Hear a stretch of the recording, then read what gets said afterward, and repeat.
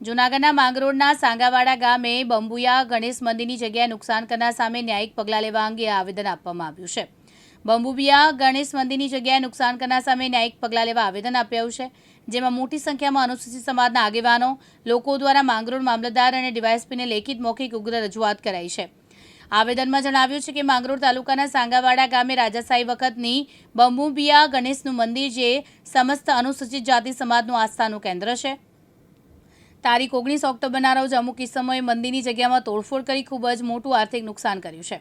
જાણી જોઈને અનુસૂચિત જાતિ વર્ગની ધાર્મિક લાગણી દુભાયો તેવું કૃત્ય કર્યું છે।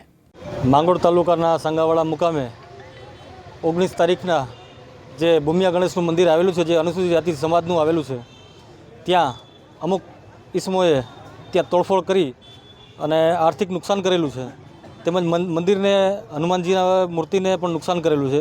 તે બાબતે આજરોજ માંગરોળ તાલુકાના સમગ્ર આગેવાનો જ્ઞાતિજનો સાથે મળી અને મામલતદારશ્રી અને તેમજ માંગરોળના નાયબ અધિક્ષક સાહેબ કોળીધર સાહેબને આજરોજ આવેદન આપેલ છે અને તેમજ સમાજની જે માંગણીઓ હતી કે જે ગણેશ મંદિર છે ત્યાં જે નુકસાન થયેલ છે તેમાં